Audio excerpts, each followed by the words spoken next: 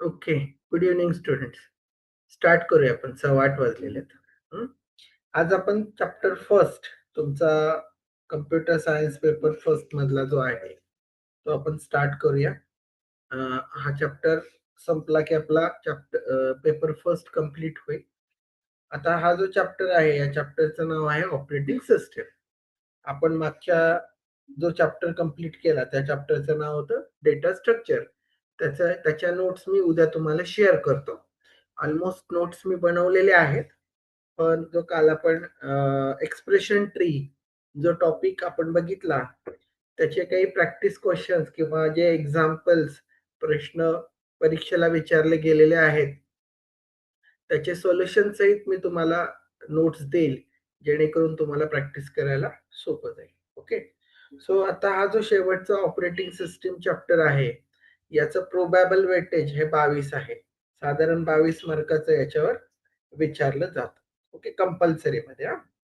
तसं with option या चॅप्टरला weightage साधारण तुम्ही जर बघितलं, तर जवळ-जवळ 32 मार्काचं वेटेज आहे. तो 32 पैकी 22 मार्काचं याला तुम्हाला विचारलं जातं. ओके. सो पहिल्यांदा मला तुम्ही एक गोष्ट सांगा, ऑपरेटिंग सिस्टीम हा शब्द तुमच्यासाठी नवीन नाहीये. तुम्ही ऑलरेडी ऐकलेला आहे. सो ऑपरेटिंग सिस्टम बद्दल काय सांगू शकता का तुम्ही?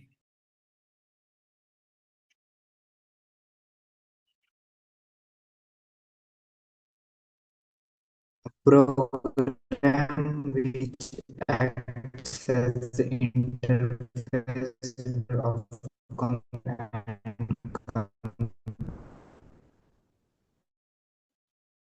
Okay. So basically operating system आपल्याकडं आपण ज्यावेळेस मोबाईल यूज करतो, तर त्या मोबाईलला सुद्धा एक ऑपरेटिंग सिस्टम असते. त्याला आपण ओएस म्हणतो. शॉर्टकटमध्ये काय म्हणतो? ओएस. बरोबर आहे की नाही? तर मला मोबाईलमध्ये ज्या ऑपरेटिंग सिस्टम्स असतात, त्याच्याबद्दल काही तुम्हाला सांगता येईल का? मोबाईलमध्ये कुठल्या-कुठल्या प्रकारच्या ऑपरेटिंग सिस्टम्स असतात?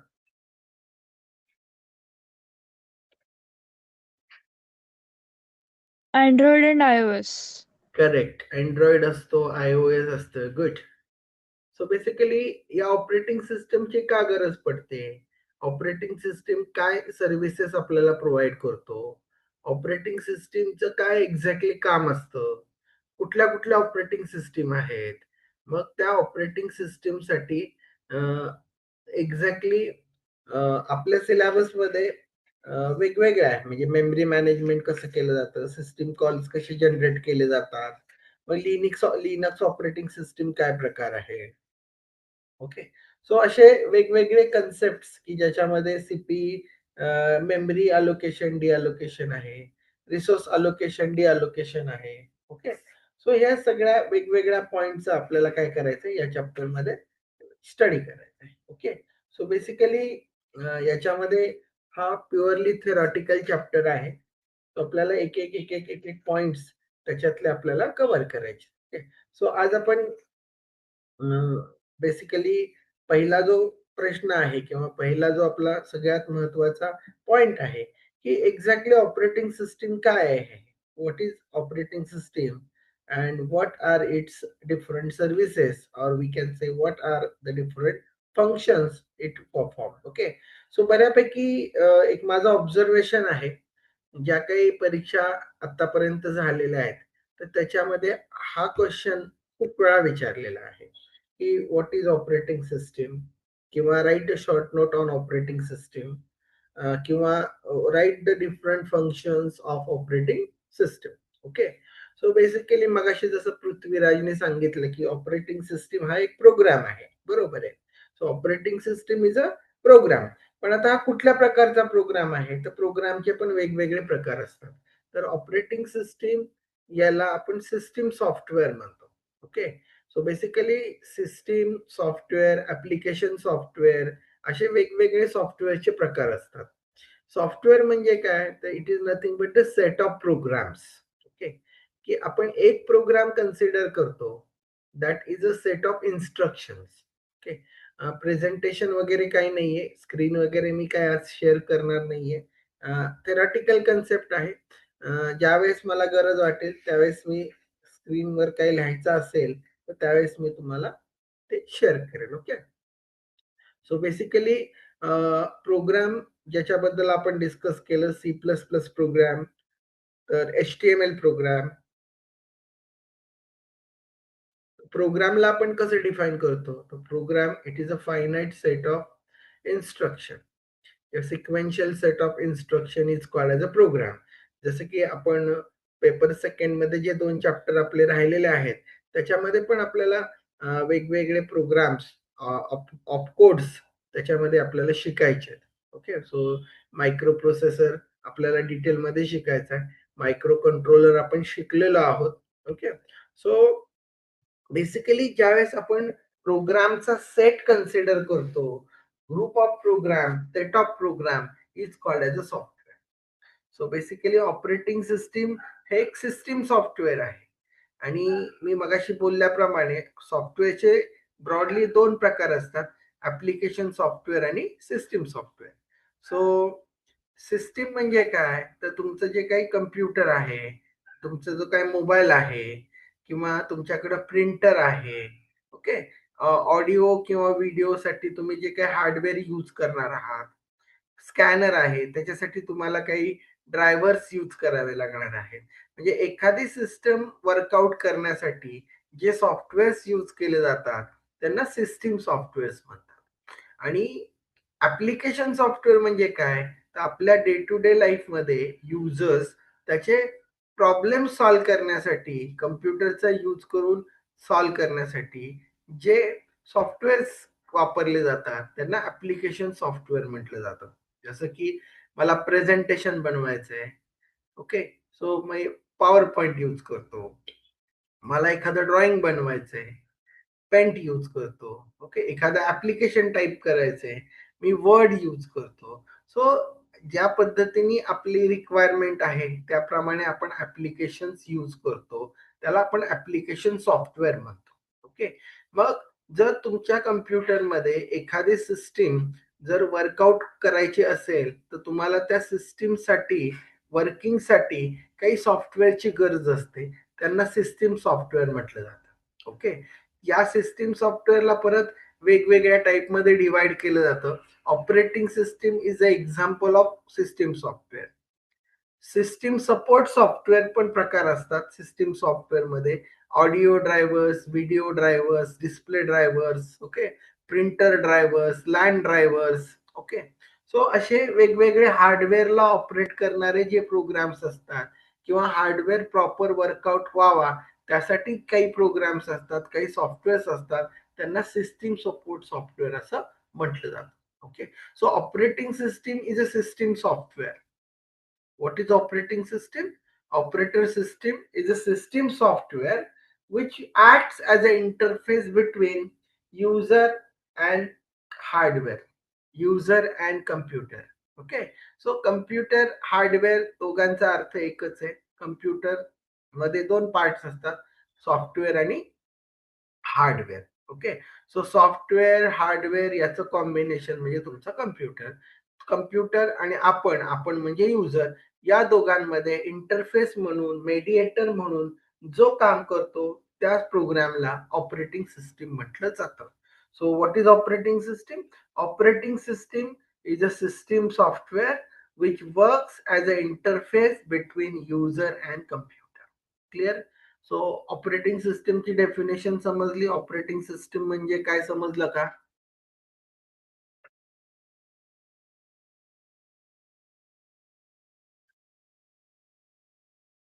Yes, sir. Okay. So operating system is nothing but system software. And that system software is work like a mediator, work like a interface. Okay. So basically बघा, ऑपरेटिंग सिस्टीम ज्यावेळेस आपण consider करतो तर ते करत असताना कशा पद्धतीने काम करतं किंवा कशा पद्धतीने वर्कआउट करतं ते व्यवस्थित समजून घ्या. ओके. सो बेसिकली आपल्याला ऑपरेटिंग सिस्टीमचे फंक्शन्स काय काय असतात ते आपण आज आता डिस्कस करणार आहोत. सो ऑपरेटिंग सिस्टीमचा मेन जे पर्पज आहे मगाशी सांगितल्याप्रमाणे हा as a interface, as a mediator म्हणून काम करतो. आणि कुठलंही हार्डवेअर, कुठलंही तुमचं इलेक्ट्रॉनिक कंपोनंट प्रॉपरली काम करण्यासाठी आपल्याला ऑपरेटिंग सिस्टीमची गरज असते. ओके. सो सॉफ्टवेअर, हार्डवेअर आणि युजर या तिघांना ॲज अ तिघांना कोऑर्डिनेट करायचं काम तुमचं ऑपरेटिंग सिस्टीम हे करत असतं. म्हणून त्या पॉइंट ऑफ व्ह्यूने त्याला इंटरफेस म्हटलेलं आहे. Okay. So primary aim operating सिस्टीमचं काय आहे? To make the hardware convenient to use. कुठलंही हार्डवेअर तुम्हाला कन्व्हिनियंटली, सुटेबली, प्रॉपरली तुम्हाला यूज करता यावं हे त्याचं मेन एम असतं. दुसरं असतं की जे काही युजर्स वेगवेगळे प्रोग्राम्स यूज करतात, जसं की तुम्ही तुमच्या मोबाईलमध्ये वेगवेगळे ऍप्स इन्स्टॉल करता. मग हे जे ऍप्स तुम्ही इन्स्टॉल करता, नको असणारे ऍप्स तुम्ही रिमूव्ह करता. हे इन्स्टॉल करणे, रिमूव्ह करणे याच्यासाठी तुम्हाला एका प्लॅटफॉर्मची गरज असते. That platform is nothing but your operating system. मग ह्या ऑपरेटिंग सिस्टीमचा यूज करून युजर त्याचे वेगवेगळे प्रोग्राम्स हे काय करत असतो? एक्झिक्यूट करत असतो. तर ते एक फंक्शन आहे तुमच्या ऑपरेटिंग सिस्टीमचं, help to users to execute the program. की जे काही युजर्स आहेत त्यांना प्रोग्राम एक्झिक्यूट करण्यासाठी तुमची ऑपरेटिंग सिस्टीम काय करत असते? मदत करत असते. ओके. सो जसं पहिला पॉइंट सांगितला मी तुम्हाला फंक्शन्स मध्ये, की तुमच्याकडं कुठलीही ऑपरेटिंग सिस्टीम असले तर त्याचं पहिलं प्रायमरी बेसिक एम काय आहे? की तुम्हाला तुमचं जे काही हार्डवेअर आहे ते हार्डवेअर कन्व्हिनियंटली तुम्हाला काय करता यायला पाहिजे? वापरता यायला पाहिजे. Okay. So it makes the hardware convenient use. Okay. Second point, help to execute the users program. It helps to user to execute the program. तर युजर्स म्हणजे आपण, आपल्याला प्रोग्राम एक्झिक्यूट करायला म्हणजे वेगवेगळे ऍप्लिकेशन्स इन्स्टॉल करायला त्याच्यामध्ये ऑपरेटिंग सिस्टम काय करत असतो? मदत करत असतो. त्याचप्रमाणे जे काही प्रोग्राम तुमच्या मेमरीमध्ये एक्झिक्यूट होत असतात, तर ते एक्झिक्यूट करत असताना त्या एक्झिक्युशनला कंट्रोल करायचं काम तुमचं ऑपरेटिंग सिस्टम करत असतं. So whatever programs we are going to execute, जो हे एक्झिक्यूट करत असताना त्याचा जो काही कंट्रोल आहे, त्याला लागणारे जे काही रिसोर्सेस आहेत, त्याला जे लागणारे इनपुट आहे, त्याला लागणारी जी मेमरी आहे, ही मेमरी प्रोव्हाइड करायचं काम तुमचं ऑपरेटिंग सिस्टीम करत असतं. सो इनडायरेक्टली आपण म्हणू शकतो to control the execution of program that can be done by the your hardware that is operating system. Okay. So त्याचप्रमाणे आपण जी काही ऑपरेटिंग सिस्टीम यूज करतो, तर त्या ऑपरेटिंग सिस्टीमचं अजून एक मेजर काम असतं, सिक्युरिटी प्रोव्हाइड करायची. की तुमच्याकडे जी तुमची इन्फॉर्मेशन आहे, ओके, जसं की डिफेंडर नावाचा कन्सेप्ट असतो, ज्याच्यामध्ये तुम्हाला ऑपरेटिंग सिस्टम मध्ये इनबिल्ट फॅसिलिटी आहे. त्यासाठी तुम्हाला अँटीव्हायरस जरी इन्स्टॉल नाही केला, तर ऑपरेटिंग सिस्टीम ही स्वतःच तेवढी स्ट्रॉंग असते, की जे त्याला बाकीच्या जे काही व्हायरसेस वगैरे असतात त्यांना, त्यांच्यापासून तुमच्या सिस्टीमचं प्रोटेक्शन करायचं. सो एक प्रकारची सिक्युरिटी प्रोव्हाइड करणं हे सुद्धा ऑपरेटिंग सिस्टमचं काय काम आहे?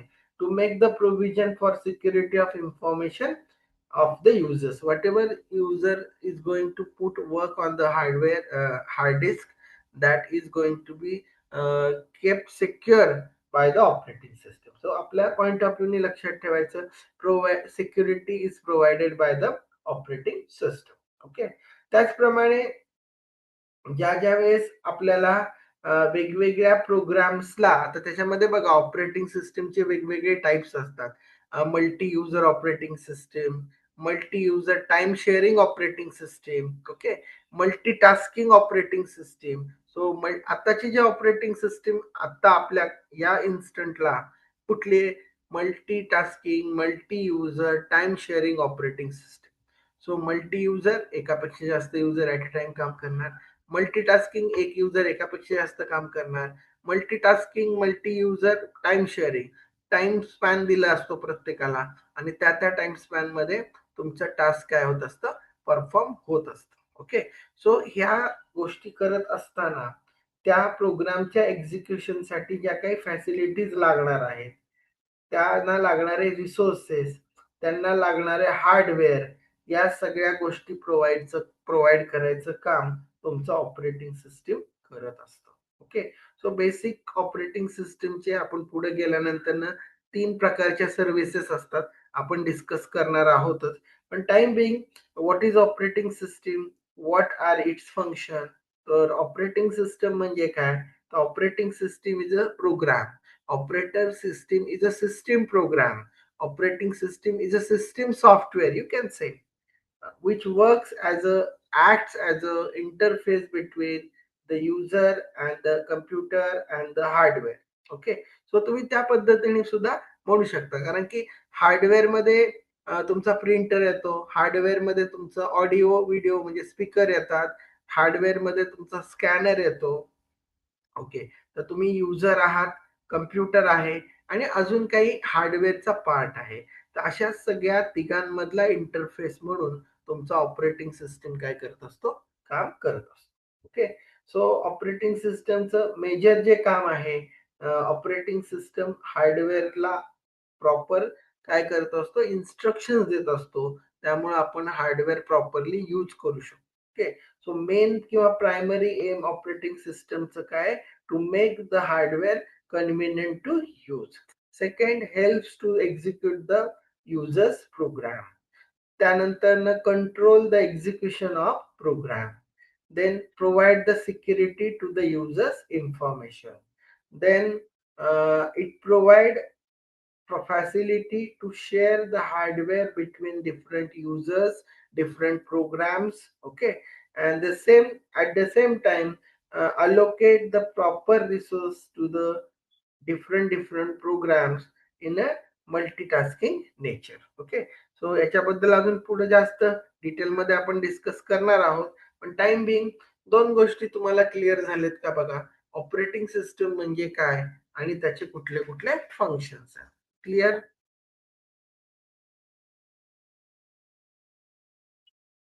तसा मला रिस्पॉन्स द्या. ओके, त्याच्यानंतर ना पुढचा जो पॉइंट आपल्याला डिस्कस करायचा आहे तो म्हणजे मगाशी सांगितल्याप्रमाणे की ऑपरेटिंग सिस्टम कुठल्या कुठल्या सर्व्हिसेस प्रोव्हाइड करतं, which are the main area of services provided by the operating system. Okay, so तुमच्या सिलेबस मध्ये साधारण 3 सर्व्हिसेस सांगितलेल्या आहेत. ऑपरेटिंग सिस्टमचे ज्या काही सर्व्हिसेस आहेत, ब्रॉडली कॅटेगराइज इंटू 3 पार्ट. त्यातलं पहिली जी कॅटेगरी आहे, इन्फॉर्मेशन मॅनेजमेंट. दुसरी जी कॅटेगरी आहे ती प्रोसेस मॅनेजमेंट आणि तिसरी जी कॅटेगरी आहे ती memory management. So operating system is a manager. Operating system is a manager whose role is to make the management. Okay, मग कशाचं management, information management, process management आणि मेमरी मॅनेजमेंट, अशा 3 प्रकारच्या services तुमचं ऑपरेटिंग सिस्टम काय करत असतं, perform करत असतं. मग इन्फॉर्मेशन मॅनेजमेंट मध्ये काय काय फॅसिलिटीज तो प्रोव्हाइड करतो, तर एखादी इन्फॉर्मेशन स्टोअर करणे, ती इन्फॉर्मेशन रिट्रीव्ह करणे म्हणजे रीड करणे, त्या इन्फॉर्मेशन मध्ये तुम्हाला जर काही मॉडिफिकेशन करायचे असतील तर ते मॉडिफिकेशन करून देणे, म्हणजे या प्रकारच्या ज्या काही फॅसिलिटीज आहेत हे इन्फॉर्मेशन मॅनेजमेंटच्या अंडर ऑपरेटिंग सिस्टम काय करत असतं, आपल्याला प्रोव्हाइड करत असतं. मग याच्यामध्ये आपण एखादी फाईल क्रिएट करतो, डिरेक्टरी क्रिएट करतो, फाईल ओपन करतो, त्यानंतर डिरेक्टरी मधले सब डिरेक्टरीज किंवा फोल्डर्स आपण ओपन करतो. हे मग एखादी फाईल आपण कॉपी करतो, पेस्ट करतो, डिलीट करतो, बरोबर आहे की नाही. तर असे वेगवेगळे काम आपण त्या इन्फॉर्मेशन मॅनेजमेंट मध्ये करत असतो आणि हे जो काय आपण करतो यालाच त्यांनी काय नाव दिलेलं आहे, इन्फॉर्मेशन मॅनेजमेंट, की जे तुम्हाला ऑपरेटिंग सिस्टम काय करत असतं, प्रोव्हाइड करत असतं. Okay, so information management provide the facility to store, retrieve, modify the information on the various devices. The services provided under information management are create files or directory, open files or directories, delete, copy, close files, change the working directory of the file. Okay. तो तुमच्या कम्प्युटरमध्ये तुम्ही जे जे store करता ते store करण्यासाठी तुम्हाला कोण मदत करतं? ऑपरेटिंग सिस्टीम ही मदत करत असतो. सो पहिलं ऑपरेटिंग सिस्टीमची सर्व्हिस इन्फॉर्मेशन मॅनेजमेंट. ओके. दुसरी जी सर्व्हिस आहे that service is nothing but the process management. आता प्रोसेस काय कन्सेप्ट आहे? तर मगाशी सांगताना मी तुम्हाला सांगितलं की आपला जो काही ऑपरेटिंग सिस्टम आहे तो युजर्सचे प्रोग्राम्स काय करत असतो? एक्झिक्यूट करत असतो. ॲट अ टाइम एकापेक्षा जास्त प्रोग्राम्स तो एक्झिक्यूट करत असेल तर त्याला आपण मल्टीटास्किंग म्हणत असतो. ओके. सो ज्यावेळेस आपण एखादा प्रोग्राम एक्झिक्यूट करायला सुरुवात करतो तर त्याचा जो एक्झिक्युशन आहे त्याला कम्प्युटरच्या भाषेमध्ये प्रोसेस म्हटलं जातं. काय म्हटलं जातं? प्रोसेस. म्हणजे तुम्ही एखादा प्रोग्राम सब प्रोग्राम मध्ये डिवाइड करून एक्झिक्यूट करत असाल सायमल्टेनियसली तर त्याच्यामध्ये जेवढे त्याचे थ्रेड्स किंवा सब प्रोग्राम्स एक्झिक्यूट होतात ते सगळे sub programs as a different process म्हणून काय केलं जातं? कन्सिडर केलं जातं. So process is nothing but the program which currently execute. Okay. की जो प्रोग्राम करंटली एक्झिक्यूट होतोय त्याला त्यांनी प्रोसेस असं नाव दिलेलं आहे. मग ह्या ज्या काही वेगवेगळ्या प्रोसेसेस असतात तर त्या प्रोसेसमध्ये म्हणजे वेगवेगळ्या टास्कमध्ये वेगवेगळे रिसोर्सेस प्रोव्हाइड करणे, वेगवेगळे मेमरी अलोकेशन डिअलोकेशन करणे म्हणजे आयओ मॅनेजमेंट, नंतर मेमरी मॅनेजमेंट, तसंच कंट्रोलिंग की एखादी प्रोसेस दुसऱ्या प्रोसेसशी कम्युनिकेट करू इच्छिते, त्याच्यापासून काहीतरी डेटा घ्यायचा आहे, पास करायचा आहे, तर इंटर प्रोसेस कम्युनिकेशन हे सुद्धा टास्क तुम्ही ऑपरेटिंग सिस्टीमचा यूज करून काय करू शकता? परफॉर्म करू शकता. त्याच्यामध्ये ऑपरेटिंग सिस्टीम हे मेजर रोल काय करत असतं? परफॉर्म करत असतं. जसं इन्फॉर्मेशन मॅनेजमेंट मध्ये इन्फॉर्मेशन तुमचा डेटा जो काय आहे कम्प्युटरमध्ये स्टोअर करायचा. मग कसा स्टोअर करणार? That can B store in the form of files. So file create करणे, फाईल ओपन करणे, फाईल कॉपी करणे, फाईल डिलीट करणे, एखादी फाईल एका डिरेक्टरीमध्ये दुसऱ्या डिरेक्टरीमध्ये मूव्ह करणे, डिरेक्टरी तयार करणे. सो हे जे काही मॅनेजमेंट मेमरीसाठीचं किंवा तुमच्या इन्फॉर्मेशन साठीचं आहे त्याला नाव दिलेले त्यांनी information management. Okay. So under information management we can organise our data in a proper way. Okay.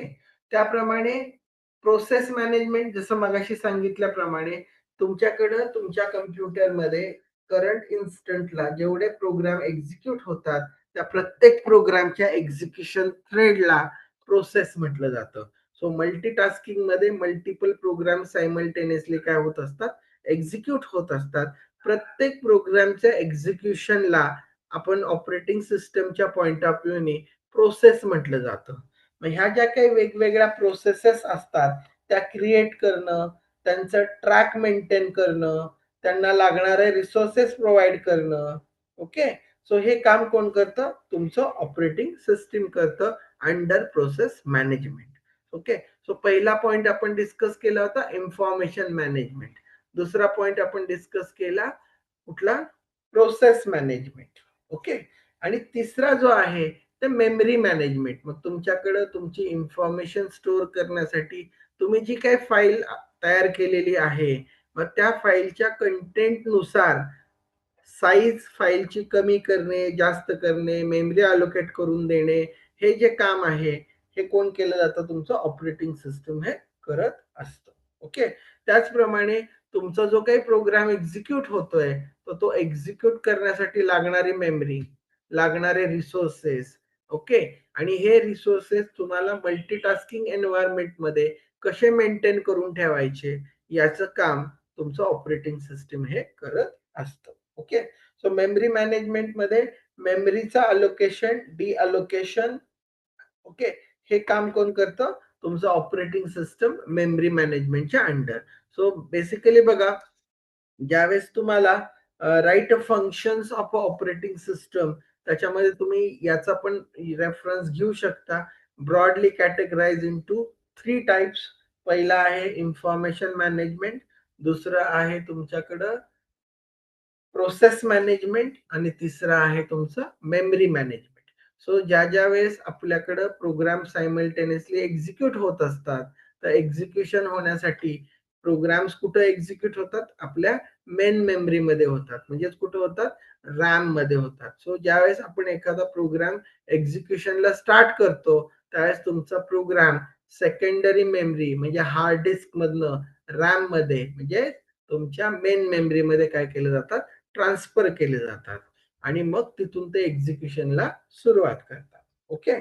So हे एक्झिक्युशन करण्यासाठी लागणारी मेमरी, एक्झिक्युशन करण्यासाठी लागणारे रिसोर्सेस, इनपुट्स, हे सगळं प्रोव्हाइड करायचं काम तुमचं ऑपरेटिंग सिस्टम काय करत असतं? परफॉर्म करत असतं. सो ऑपरेटिंग सिस्टम जे काही कामं करतो त्याला ब्रॉडली 3 कॅटेगराइज मध्ये काय केलेलं आहे? डिवाइड केलेलं आहे. इन्फॉर्मेशन मॅनेजमेंट, प्रोसेस मॅनेजमेंट आणि मेमरी मॅनेजमेंट. सो हे सगळ्यात महत्वाची 3 कामं तुमच्या ऑपरेटिंग सिस्टम काय करत असतं? परफॉर्म करत असतं. ओके. सो इन्फॉर्मेशन मॅनेजमेंट म्हणजे काय? ज्याच्यामध्ये तुम्हाला ऑपरेटिंग सिस्टम प्रोव्हाइड करतं facility to store your data, whatever data is stored that you want to retrieve. तुम्हाला तो परत काय करायचंय? रिट्रीव्ह म्हणजे रीड करायचा आहे, त्याला मॉडिफाय करायचं आहे, त्याची कॉपी बनवायची, त्याला डिलीट करायचं आहे. सो ह्या काही मॅनेजमेंट, इन्फॉर्मेशन मॅनेजमेंटच्या रिलेटेड ऍक्टिव्हिटीज आहेत. हे सगळं तुम्हाला ऑपरेटिंग सिस्टम काय करत असतं? करून देत असतं. So what is information management? तर information management provide the facility to store, retrieve, modify, delete the information on file or from the file. Okay. So कुठल्याही फाईल मधले डेटा स्टोअर करणे, डेटा रिमूव्ह करणे, डेटावर ऑपरेशन्स करणे, हे सगळं तुमचं इन्फॉर्मेशन मॅनेजमेंटच्या अंडर येतं. मग हे करत असताना तुमचं ऑपरेटिंग सिस्टीम काय करत असतं? तर त्याच्यासाठी लागणाऱ्या ज्या काही, आता एखादा डेटा फाईलमध्ये स्टोअर करायचा आहे, सो त्याच्यासाठी जी काय मेमरी लागणार आहे, तर ती मेमरी अवेलेबल करायचं काम तुमचं हे ऑपरेटिंग सिस्टीम करत असतं. ओके. सो बेसिकली मॅनेजमेंट जी काय इन्फॉर्मेशन मॅनेजमेंट आहे, त्याच्यामध्ये काय काय केलं जातं? तर फाईल क्रिएट करणे, फाईल ओपन करणे, फाईल क्लोज करणे, writing a data to the file. Okay. So त्या फाईलच्या रिलेटेड जसं आपण बोललो तसं डिरेक्टरी क्रिएट करणे, डिरेक्टरी एक्सप्लोर करणे, डिरेक्टरीमध्ये डेटा स्टोअर करणे, डिरेक्टरी मधला डेटा एका लोकेशन मधनं दुसऱ्या लोकेशन मध्ये ट्रान्सफर करणे, हे जे काही सगळे ऑपरेशन्स आहेत तुमचं कोण करतं? ऑपरेटिंग सिस्टीम इन्फॉर्मेशन मॅनेजमेंटच्या अंडर. ओके. त्यानंतर ना पुढचा जो दुसरा पॉइंट आपण डिस्कस केला होता सर्व्हिसेस मधला, प्रोसेस मॅनेजमेंट. तर प्रोसेस मॅनेजमेंट मध्ये काय काय केलं जातं? तर जसं की मगाशी सांगितलं की मल्टी युजर सिस्टीम मध्ये, मल्टी युजर म्हणजे काय? एकापेक्षा जास्त युजर ज्यावेळेस एखाद्या कम्प्युटरवर काम करतात, तर सायमल्टेनियसली ते मल्टिपल प्रोग्राम्स हे रन करत असतात. तर प्रत्येक प्रोग्रामसाठी जी काय लागणारी मेमरी आहे, ती तुम्हाला कोण अवेलेबल करतं? Operating system under memory management. Okay. पण ज्यावेळेस आपण एखादा प्रोग्राम रन करतो, तो जो काही इन्स्टंट आहे, की जसं की पर्टिक्युलरली ज्यावेळेस आपण वर्ड वापरतो, त्याचबरोबर इंटरनेट वापरतो, त्याचबरोबर अजून एखादं कुठली तरी युटिलिटी वापरतो. म्हणजे असे मल्टिपल प्रोग्राम्स आपल्या कम्प्युटरच्या मेमरीमध्ये काय असतात? लोड असतात. मग प्रत्येक प्रोग्रामसाठी जे काही एक्झिक्युशन पाथ आहे, त्याला त्यांनी ॲज अ प्रोसेस म्हणून काय केलेलं असतं? कन्सिडर केलेलं असतं. मग प्रत्येक प्रोग्रामला तो एक आयडी दिलेला असतो, त्याला प्रोसेस आयडी म्हटलं जातं आणि त्या आयडीच्या बेसिसवर तुमचा प्रोग्राम ऑपरेटिंग सिस्टम एक्झिक्यूट करत असतो. सो ज्यावेळेस मल्टी युजर ऑपरेटिंग सिस्टम मध्ये नंबर ऑफ युजर्स काय करत असतात? डिफरंट सॉफ्टवेअर्स और डिफरंट ऍप्लिकेशन्स रन करत असतात. मग ह्या जे काही ऑपरेटिंग सिस्टम काय करतो, ज्या युजरनी जो प्रोग्राम एक्झिक्यूट केलेला आहे त्याचंच इनपुट त्याला सुटेबल वेनी काय करतो, प्रोव्हाईड करतो. असं कधी होत नाही की आपण एक प्रोग्राम एक्झिक्यूट केलाय आणि दिलाय डेटा आणि तो तुमच्या प्रोग्रामला न देता तिसऱ्याच प्रोग्रामला दिलाय. तसं होत नाही. ज्या युजरनी ज्या प्रोग्रामसाठी जो डेटा रिक्वायर्ड केलेला आहे तोच प्रोग्राम डेटा त्यांना देणार आहे. तर हे मेजर जे काही प्रोसेस मॅनेजमेंटचं काम आहे हे तुमचं ऑपरेटिंग सिस्टीम परफॉर्म करत असतं. Okay. So basically process management मध्ये काय काय येतं, read process, block process, resume process, terminate process, suspend process. Okay. So असे प्रोसेसच्या अंडर वेगवेगळे ऑपरेशन्स तुमचं ऑपरेटिंग सिस्टम काय करत असतं, परफॉर्म करत असतं. सो बेसिकली बघा, जर तुम्हाला what is information management, what are the different services provided by the operating system with respect to the information management. तसंच what is process management, list different activities performed by the operating system to handle the process administration or process management. मग त्याच्यामध्ये ही जी list सांगितली मी तुम्हाला आता, read process, resume process, suspend process. Okay. So actually हे तुमच्या प्रोसेसच्या life cycle मधले part आहेत, की जसं की आपण एखादा प्रोग्राम एक्झिक्यूट करायला सुरुवात केली की तुमचा प्रोसेस काय होणार आहे, क्रिएट होणार आहे. मग जी काही प्रोसेस तुमची क्रिएट झालेली आहे त्या प्रोसेसला लागणारी जी काही इन्फॉर्मेशन आहे तुमचा ऑपरेटिंग सिस्टम काय करतो, प्रोव्हाइड करतो. म्हणजे थोडक्यात रीड प्रोसेस, रीड झालेला प्रोसेस तो काय करतो, एक्झिक्यूट करतो. त्यानंतर तो ब्लॉक करतो, स्टॉप करतो, रिझ्यूम करतो, टर्मिनेट करतो. तर ह्या ज्या काही वेगवेगळ्या गोष्टी आहेत प्रोसेसच्या रिलेटेड, ते कोण परफॉर्म करतं, तुमचं ऑपरेटिंग सिस्टीम परफॉर्म करतं. म्हणून ऑपरेटिंग सिस्टीमच्या सर्व्हिसेसमध्ये 3 सर्व्हिसेस सांगितलेल्या आहेत. एक आहे इन्फॉर्मेशन मॅनेजमेंट, दुसरं आहे प्रोसेस मॅनेजमेंट आणि तिसरं जे आहे that is memory management. Okay. So memory allocate करणं, डिअलोकेट करणं, एखाद्या फाईलमध्ये डेटा ऍड केला की त्याची मेमरी साईज वाढणार. मग ती साईज जी काय वाढलेली आहे ती अवेलेबल करून देणं. जसं की ऍड केल्यानंतर न वाढणार आहे तसं डिलीट केल्यानंतर न कमी पण होणार आहे. मग कुणाची मेमरी कमी करायची, कुणाची मेमरी वाढवायची, याचा जो काही ट्रॅक आहे तो ऑपरेटिंग सिस्टीम काय करत असतो, मेंटेन करत असतो. तर ऑपरेटिंग सिस्टमचं मेजर ते काम आहे. ओके. आता बेसिकली सिस्टीम कॉल्स बद्दल आपण पुढे डिस्कस करणार आहोत. त्यावेळेस मी तुम्हाला डिटेलमध्ये सांगेल की कुठले कुठले सिस्टीम कॉल्स असतात. आणि ऍक्च्युली सिस्टीम कॉल म्हणजे काय, तर तुमचं जे काय ऑपरेटिंग सिस्टीम आहे ते एक प्रकारचं दुसऱ्या प्रोग्रामशी म्हणा, हार्डवेअरशी म्हणा, काय करत असतं, कम्युनिकेशन करत असतं, सिग्नल सेंड करत असतो, मेसेज पाठवत असतो. तर ते मेसेज पाठवण्याची जी मेथड आहे त्यांना त्यांनी काय दिलेलं आहे, सिस्टीम कॉल दिलेला आहे. ओके. सो प्रत्येक ठिकाणी सिस्टीम कॉलचा रोल आहेच, की क्रिएट फाईल. मग फाईल क्रिएट करण्यासाठीचा सिस्टीम कॉल काय केला जातो, जनरेट केला जातो. ओके. सो तुम्हाला पर्टिक्युलरली सिस्टीम कॉल कुठले आहेत, सिस्टीम कॉल बद्दल माहिती लिहा, तर त्यावेळेस आपण त्याच्याबद्दल आपण लिहिणार आहोत. ओके.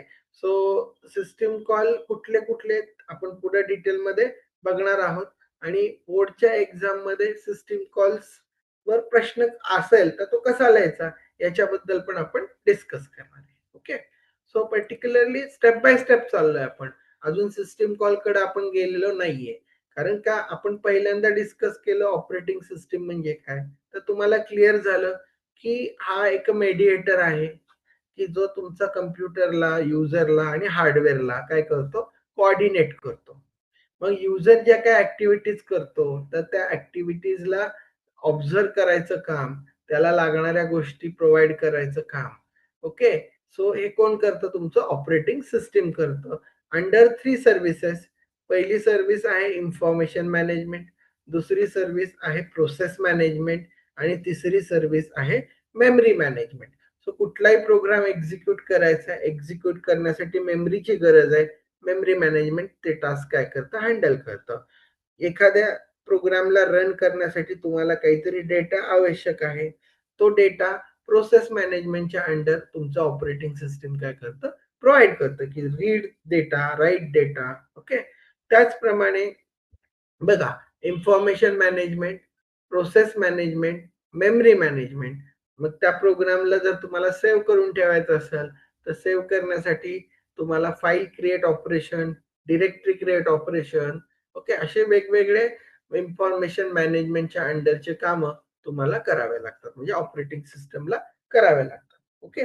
सो बेसिकली ह्या ज्या काही गोष्टी ऑपरेटिंग सिस्टम तुमच्या प्रोग्रामला प्रोव्हाइड करणार आहे, मेमरी प्रोव्हाइड करेल, इनपुट प्रोव्हाइड करेल, ओके, किंवा कंट्रोल सुद्धा करेल की एका प्रोग्रामला जोपर्यंत इनपुट मिळत नाहीये तोपर्यंत तो प्रोग्राम होल्ड स्टेट मध्ये ठेवेल आणि बाकीचे प्रोग्राम्स तो काय करेल, एक्झिक्यूट करेल. म्हणजे कुठल्याही प्रोग्रामच्या एक्झिक्युशन मध्ये मग त्याला एक्झिक्यूट करायचं आहे, सस्पेंड करायचं आहे, वेट करायचं आहे, टर्मिनेट करायचं आहे, हे सगळे कंट्रोलिंग पॉवर्स तुमच्या ऑपरेटिंग सिस्टम मध्ये असतात आणि हे तो प्रोसेस मॅनेजमेंटच्या अंडर काय करत असतो, कन्सिडर करत असतो. Okay.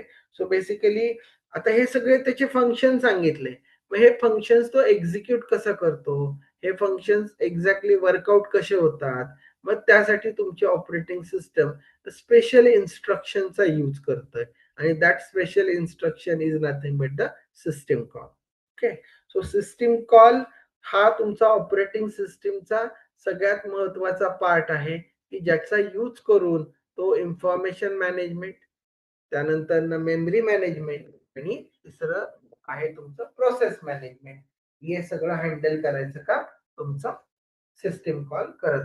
Okay. So system call म्हणजे काय, system call provide the interface between the processes and the operating system. Okay. जसं की मी तुम्हाला हा पेपर एक्सप्लेन करतोय, चॅप्टर सांगतोय, तर हे सांगण्यासाठी मी मेडिएटर म्हणून लँग्वेज मराठी, इंग्लिश जी आहे ती वापरतोय, म्हणजे भाषा वापरतोय, जेणेकरून तुम्हाला मला काय म्हणायचं ते समजतं. तसं तुमचा युजर आहे, हार्डवेअर आहे, कम्प्युटर आहे, या तिघांना एकमेकांशी काय करायचं, कोऑर्डिनेट करायचंय.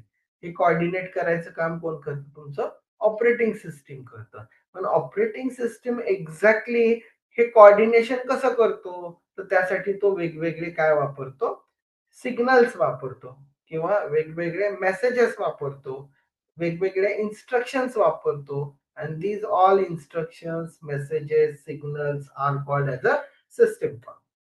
ओके. सो सिस्टीम कॉल हा एक इंटरफेस आहे प्रोसेस आणि ऑपरेटिंग सिस्टमच्या मध्ये. कम्प्युटर मध्ये कुठलाही प्रोग्राम ज्यावेळेस एक्झिक्यूट होतो तो प्रोग्रामचं एक्झिक्युशन ऍज अ प्रोसेस म्हणून ट्रीट केलं जातं, लक्षात ठेवा. ओके. सो तुम्ही एखादा प्रोग्राम लिहिला आणि तो तुम्ही एक्झिक्यूट केला, तर ज्यावेळेस तो एक्झिक्यूट होतो त्या तो जो काही प्रोग्राम आहे त्याला प्रोग्राम न म्हणता ऑपरेटिंग सिस्टीम त्याला काय म्हणतं, प्रोसेस म्हणतो. मग एका प्रोग्रामच्या मल्टिपल कॉपीज जर सायमल्टेनियसली एक्झिक्यूट होत असतील तर तेवढ्या नंबर ऑफ प्रोसेसेस काय होत असतात, जनरेट होत असतात. Okay. So basically system call काय करतं, हे इंटरफेस म्हणून काम करतं तुमच्या प्रोग्राम मध्ये आणि ऑपरेटिंग सिस्टम मध्ये. ओके. सो मग याच्यामध्ये मेमरी मॅनेजमेंटचे सिस्टीम कॉल्स, प्रोसेस मॅनेजमेंटचे सिस्टीम्स कॉल्स आणि इन्फॉर्मेशन मॅनेजमेंटचे सिस्टीम्स कॉल. मग कुठले कुठले आहेत, तर तुम्ही जर ऑब्झर्व केलं मेमरी मॅनेजमेंटचे सिस्टीम कॉल्स ज्याचं काम मेजॉरिटी काय असतं, मेमरी अलोकेट करा प्रोसेससाठी आणि मेमरी प्रोसेस संपली की ती मेमरी फ्री करायचं, म्हणजे मेमरी अलोकेशन आणि डिअलोकेशन हे काम तुमचं कोण करतं, system call for operating system. Okay. त्याचप्रमाणे system call in a process management, मग रीड आहे, ब्लॉक आहे, रिझ्यूम आहे, सस्पेंड आहे, डिले आहे, हे आपण पुढे डिटेलमध्ये प्रोसेस मॅनेजमेंट मध्ये शिकणार आहोत. म्हणजे कुठलीही प्रोसेस स्टार्ट करायची, एक्झिक्यूट करायची, त्यांना टेम्पररी रिझ्यूम करायचे किंवा स्टॉप करायचे. ओके. सो या प्रकारचे जे काही ऍक्टिव्हिटीज तुमच्या प्रोसेसच्या संदर्भात ऑपरेटिंग सिस्टीम करतं त्यांना काय म्हटलं जातं, system calls in process management. आणि इन्फॉर्मेशन मॅनेजमेंट, ज्याच्यामध्ये तुमच्याकडं फाईल क्रिएट करणे, डिरेक्टरी क्रिएट करणे, डिरेक्टरीमध्ये सब डिरेक्टरी क्रिएट करणे, एखादी फाईल एका डिरेक्टरीमध्ये दुसऱ्या डिरेक्टरीमध्ये मूव्ह करणे. सो या टाईपचे ऑपरेशन तुमचं ऑपरेटिंग सिस्टम ज्या सिस्टीम कॉलचा यूज करून करतात त्यांना म्हटलं जातं system call for information management. Okay, so basically आतापर्यंत आपण 3 ठळक गोष्टी डिस्कस केल्या. ऑपरेटिंग सिस्टम म्हणजे काय, त्याचे बेसिक सर्व्हिसेस कुठले आणि ते सर्व्हिसेस तो कसा मिळवतो, त्यासाठी काय वापरले जातात, तर system calls. So what is system calls and the list any two system calls regarding memory management, process management, and the last one is a memory management. So त्या पद्धतीने तुम्ही ते व्यवस्थित प्रिपेअर करा. ओके, सो आता आपण जे काही 3 पॉइंट डिस्कस केले, ऑपरेटिंग सिस्टम म्हणजे काय, त्याचे फंक्शन्स कुठले कुठले आणि त्यासाठी सिस्टीम कॉल्स कसे यूज केले जातात, याच्यामध्ये कुणाला काही डाऊट असतील तर विचारा.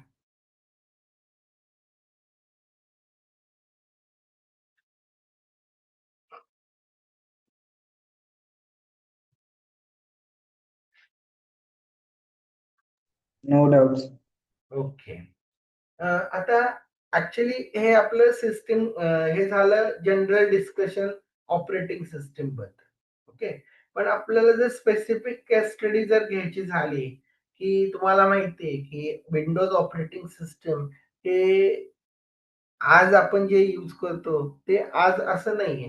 हे आधीपासून मायक्रोसॉफ्टने वेगवेगळे विंडोज ऑपरेटिंग सिस्टमचे व्हर्जन्स मार्केटमध्ये आणलेले आहेत. पण आपला जो सिलेबस आहे तो अजून म्हणावा तेवढा अपडेट झालेला नाही. ज्याच्यामध्ये अजून विंडोज 98 बद्दल किंवा विंडोज एनटी बद्दलच विचारलं जातं. का? तर ऍक्च्युली सुरुवात इथून झाली होती. ओके, सो त्याप्रमाणे त्याच्यावर पण एक प्रश्न असतो की write down the features of Windows 98, write down the features of Windows NT. Okay, किंवा write what is the features of Linux operating system. तो हे लिनक्स असेल, विंडोज एनटी असेल, विंडोज 98 असेल, तर हे ठराविक जे काही ऑपरेटिंग सिस्टीम्स आहेत त्याच्याबद्दल राईट अ शॉर्ट नोट किंवा त्याच्याबद्दल राईट अ फीचर्स याच्यासाठी प्रश्न विचारला जाऊ शकतो. ओके, सो विंडोज 98 नावातच आहे 98. सो 1998 मध्ये ही जी काही ऑपरेटिंग सिस्टम रिलीज केली 95 नंतरच, तर ती दॅट इज विंडोज 98. मग त्याच्यानंतर एक्सपी आलं, एमई आलं, नंतर तुम्हाला माहिती आहे आता कुठली ऑपरेटिंग सिस्टम आहे विंडोजची, सांगा बरं.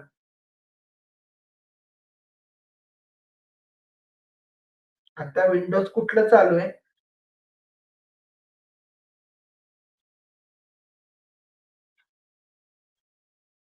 येस, विंडोज कुठलं चालू आहे आता?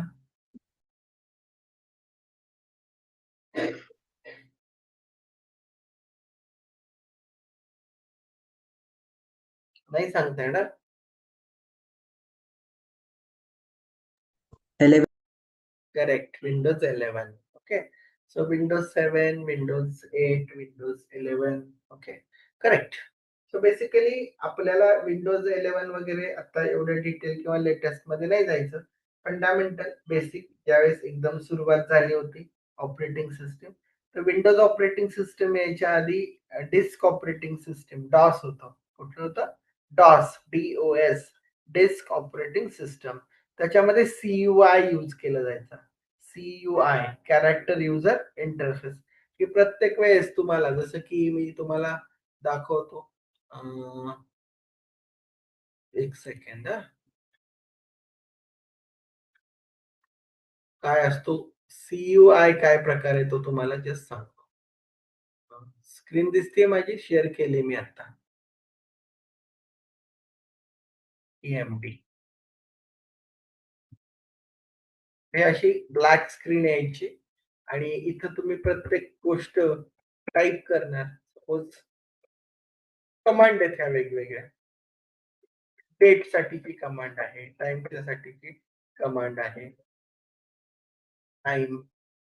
ओके, सो इथं तुम्हाला जे काय म्हणायचंय ते फक्त कमांडच्या फॉर्मॅट मध्ये काय करायचं, द्यायचं. तो इथं आपण फक्त कॅरेक्टर ऍज अ इंटरफेस म्हणून यूज करायचो, म्हणून याला CUI कॅरेक्टर युजर इंटरफेस. आणि जी विंडोज ऑपरेटिंग सिस्टीम आहे that is GUI graphical user interface. Okay, so basically Windows operating सिस्टमच्या आधीची जी ऑपरेटिंग सिस्टम होती that is a disk operating system. तर त्याच्यामध्ये तुम्हाला कंपल्सरी कॅरेक्टर कीबोर्डचा यूज करून टाईप करावा लागायचं. म्हणजे थोडक्यात तिथला जो इंटरफेस होता तो कसा होता, कॅरेक्टर युजर इंटरफेस होता.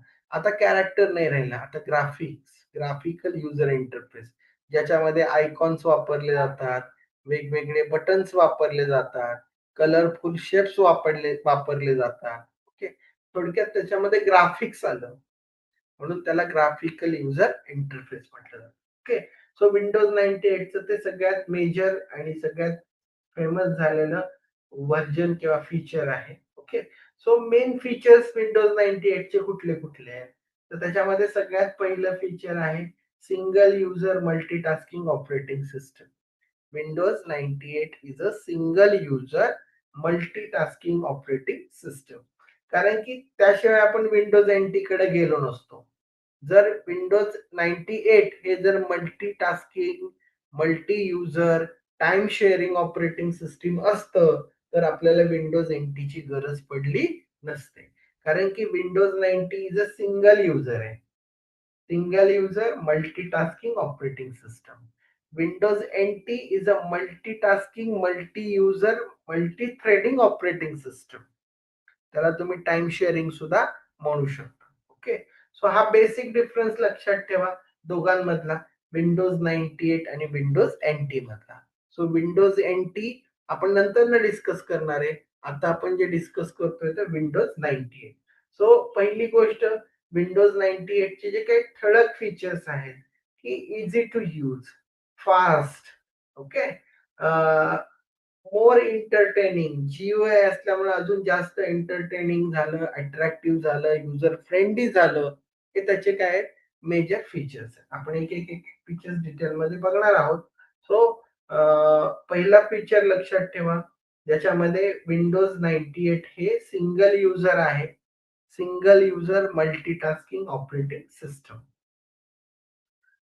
त्याच्यानंतर याच्यामध्ये जे काही तुमच्याकडं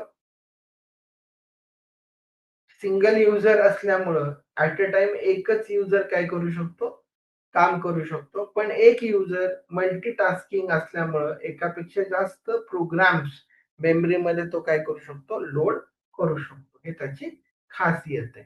ओके, आणि त्याच्यानंतर याच्यामध्ये GUI वापरलेला आहे, ग्राफिकल युजर इंटरफेस, त्यामुळे युजर फ्रेंडली पण आहे आणि फास्ट युजर काय करू शकतो, त्या सिस्टीमचा यूज करून इन्स्ट्रक्शन्स देऊ शकतो. ओके, सो एक्झॅक्टली त्याच्यामध्ये लक्षात ठेवा, Windows 98 that provides the GUI graphical user interface, त्यामुळे युजर फास्ट त्याला ऑपरेट करू शकतो. आणि त्याचप्रमाणे त्याच्यामध्ये जसं की तुम्हाला माहितीये की तुम्ही जर विंडोज 11 घेतलं, त्याच्यामध्ये इनबिल्ट ब्राउझर कुठला येतो सांगता येईल कोणाला? आता जो विंडोज 11 आहे त्याच्याबरोबर कुठला ब्राउझर येतो? Inbuilt browser, integrated web browser असतो त्याच्याबरोबर.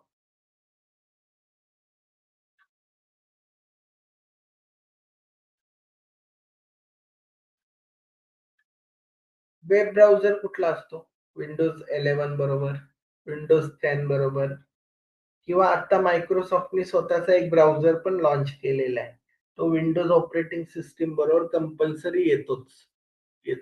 Microsoft Edge. Correct, Edge. ज्यावेळेस आपण विंडोज 98, विंडोज XP किंवा विंडोज NT बरोबर जायचो, त्यावेळेस त्यांच्या बरोबर यायचा इंटरनेट एक्सप्लोरर. कुठला यायचा?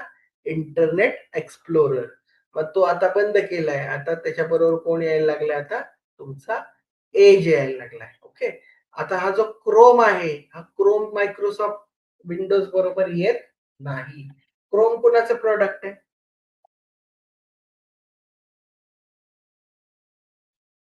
क्रोम हे कुणाचं प्रोडक्ट आहे? Google. Correct, it's a Google Chrome. आपण म्हणतो Google Chrome. Okay, so basically लक्षात ठेवा, हे सुद्धा एक फीचर आहे की वेब इंटिग्रेशन, की ज्याच्यामध्ये तुम्ही तुमच्या ऑपरेटिंग सिस्टम मध्ये इंटरनेट काय करू शकता, कनेक्ट करू शकता, वेब पेज तुम्ही ओपन करू शकता, मायक्रोसॉफ्ट आउटलुक एक्सप्रेस तुम्ही मेल सेंड करण्यासाठी, रिसीव्ह करण्यासाठी काय करू शकता, वापरू शकता. This is a inbuilt facility which is available in Windows 98 also. Okay, so basically बघा, जसं की मगाशी सांगितलं की विंडोज 98 चे वेगवेगळे फीचर्स आहेत. सिंगल युजर आहे, मल्टीटास्किंग आहे, पहिलं फीचर. त्याच्यानंतर ना तुम्हाला त्याच्यामध्ये एखादं नवीन हार्डवेअर इझिली काय करता येतं, प्लग अँड प्ले इन्स्टॉल करता येतं, यूज करता येतं. ओके, त्याच्यानंतर ना त्याच्या ग्राफिकल युजर इंटरफेस आहे, त्यामुळे युजर फास्ट त्याचा यूज करून काय करू शकतो, प्रॉपरली इफिशियंटली त्याचा यूज करू शकतो. जीयूआय असल्यामुळे कॅरेक्टर युजर इंटरफेस पेक्षा ग्राफिकल युजर इंटरफेस आहे. त्याच्यानंतर त्याच्यामध्ये वेब इंटिग्रेशन पण आहे. म्हणजे काय की 98 मध्ये आपण इझिली इंटरनेट कनेक्ट करू शकतो. त्यानंतर कुठलंही वेब पेज आपण त्याच्यामध्ये ब्राउज करू शकतो. त्याचप्रमाणे मायक्रोसॉफ्ट आउटलुक एक्सप्रेस जे इनबिल्ड मेल सेंड करण्यासाठी किंवा रिसीव्ह करण्यासाठीचं जे काही ऍप्लिकेशन आहे ते विंडोज 98 बरोबर आपल्याला मिळत होतं. ओके, त्याचप्रमाणे विंडोज 98 चं अजून सगळ्यात महत्वाचं काम की ज्याच्यामध्ये तुम्हाला डीव्हीडी, व्हिडिओ सी म्हणजे सीडी, व्हीसीडी, ऑडिओ, व्हिडिओ हे सगळे तुम्हाला काय करता येत होते, प्रॉपर प्ले करता येत होते. सो तो एंटरटेन साठीचा पार्ट आहे, तर त्याला सुद्धा तुमचं विंडोज 98 काय करतं, सपोर्ट करतं. ओके, त्याचप्रमाणे टेलिव्हिजन ब्रॉडकास्ट म्हणजे थोडक्यात तुम्ही त्याच्यावर टीव्हीची पण कनेक्टिव्हिटी करू शकत होता. सो ऍक्च्युली हे सगळं ज्याला आपण स्क्रीन कास्टिंग म्हणतो बघा, ते सुद्धा आपण करू शकत होतो. तर हे विंडोज 98 चे वेगवेगळे फीचर्स आहेत. मी तुम्हाला त्याची लिस्ट देईल, तुम्ही ती फक्त व्यवस्थित वाचा, जेणेकरून तुम्हाला समजायला सोपं जाईल. ओके, जसं विंडोज 98 ऑपरेटिंग सिस्टम आहे, तसंच तुमच्याकडं त्यावेळेस विंडोज एनटी पण ऑपरेटिंग सिस्टम होती. ह्या सगळ्या फीचर्स त्याच्यामध्ये आहेत. ऍडिशनली फक्त काय, सिंगल युजर पेक्षा मल्टी युजर झालं. Multi user, multitasking, multi threading operating system. So basically लक्षात ठेवा, Windows 98 single user multitasking operating system दोनच आहे, सिंगल युजर, मल्टीटास्किंग. पण विंडोज एनटी 3 आहे, मल्टीटास्किंग आहे, मल्टी युजर आहे, मल्टी थ्रेडिंग पण आहे. थ्रेडिंग बद्दल आपण पुढे डिस्कस करूया, आता थ्रेडिंग बद्दल बोलायची गरज नाही. ओके, त्याच्यानंतर आता एक्झॅक्टली अजून विंडोज एनटी मध्ये अजून एक वेगळा कन्सेप्ट काढलेला आहे, फाईल फॉर्मॅट. की जसं की विंडोज 98 मध्ये फाईल फॉर्मॅट हा फॅट होता, FAT. तसा इथं NTFS, NTFS file format. NT means new technology file system.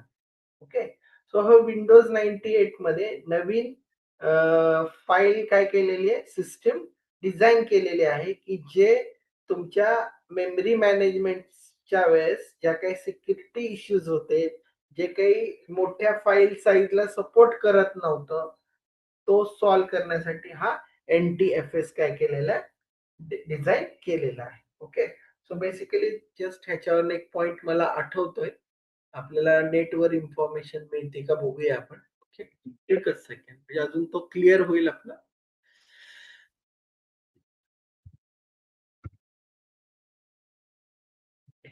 So fat file system, actually file allocation table. Fat म्हणजे काय, फाईल अलोकेशन टेबल, लक्षात ठेवा. याची साईज काय असते ते पण आपण बघूया. Fat file system size, size limit म्हणा, साईज म्हणा. तर याच्यामध्ये जास्तीत जास्त, आता याच्यामध्ये पण बघा, फॅट 12 आहे, फॅट 16 आहे, फॅट 32 आहे, सो जी काही FAT32 आहे त्याच्यामध्ये तुमच्याकडं फाईलची साईज 4 GB पर्यंत सपोर्ट करायचं. पण जर तुमच्याकडे फाईल 4 GB पेक्षा मोठी असेल तर तो सपोर्ट करणार नाही. मग त्यासाठी तुम्हाला NTFS नावाची जी फाईल सिस्टम आहे ती यूज करावी लागते. Let we go with the NTFS. NTFS full form मगाशीच सांगितला तुम्हाला, न्यू टेक्नॉलॉजी फाईल सिस्टम. ते कुठून सुरुवात झाली बघा, XP पासून सुरुवात झाली. ऍक्च्युली तुमच्या XP, विंडोज 7, 10, 11 ओके. याची जर सगळ्यात महत्वाची खासियत जर आपण कन्सिडर करायची ठरवली फुल फॉर्मच्या ऐवजी, file size. File size. Okay. So याच्यामध्ये तुम्ही जर ऑब्झर्व केलंय पीबी पर्यंत सपोर्ट करतं, म्हणजे जीबी टीबीच्या पुढं पीबी. सो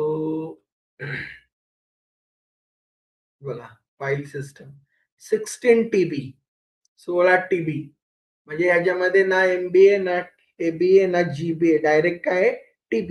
एवढी लार्ज फाईल साईजला ते काय करतं, सपोर्ट करतं. ओके.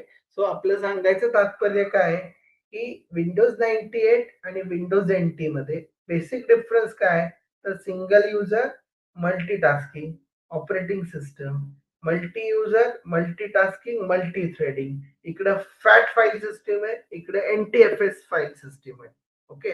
सो हे मेजर तुमचे डिफरन्स पॉइंट आहे. ओके. त्याचप्रमाणे